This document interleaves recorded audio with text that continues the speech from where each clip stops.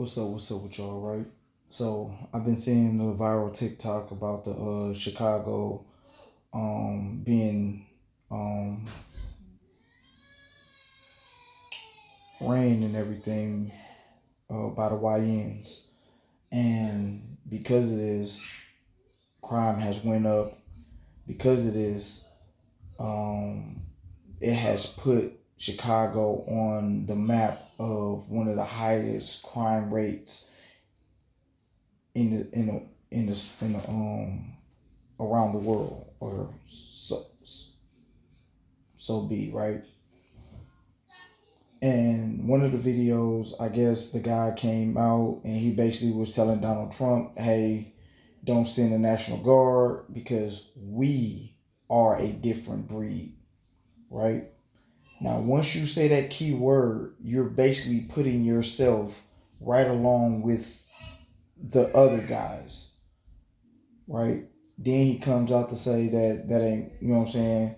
I'm not a gangbanger. I'm not this. I'm not that. You know what I mean? I was just saying that these YNs, they are a different breed. They don't care about nothing. They would be crazy enough to try to have a shootout with military type guys, right? And I basically just want to make this video to state that, one, I do believe that you will have to literally be a crash out to go up against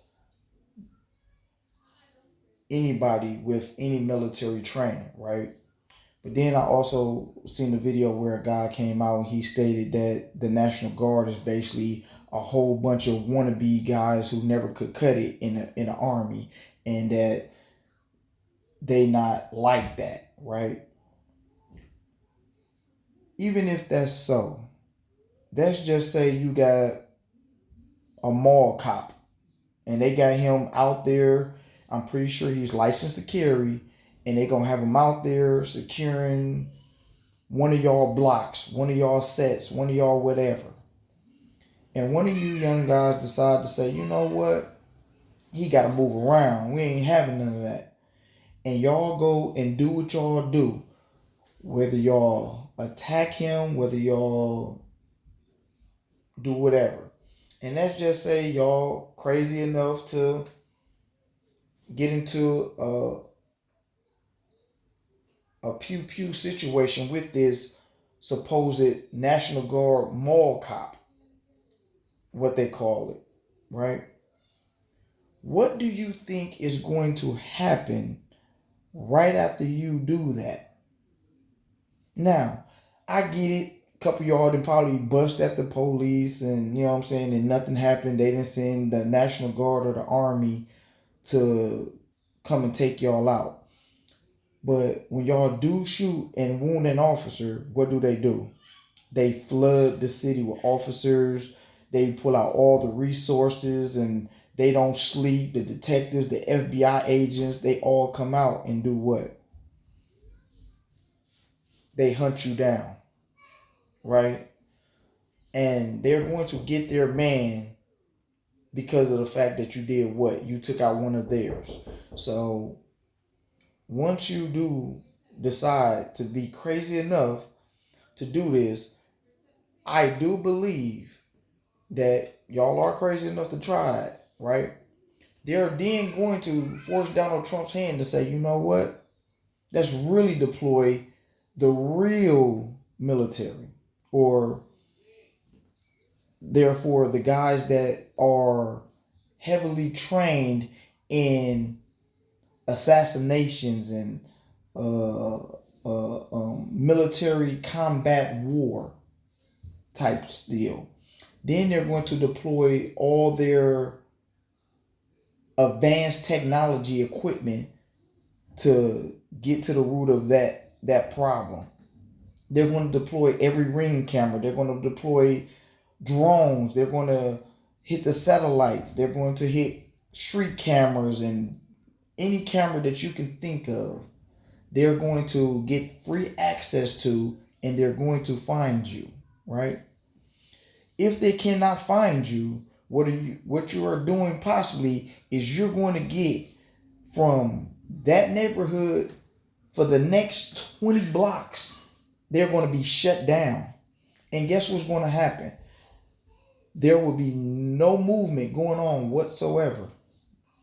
There will be no action. There will be no, let's bust this little move real quick. There will be none of that going on, right? So now the dudes on the block are going to be mad because of the simple fact, now that you have done what you have done, you have made the block or the next 20 blocks hot.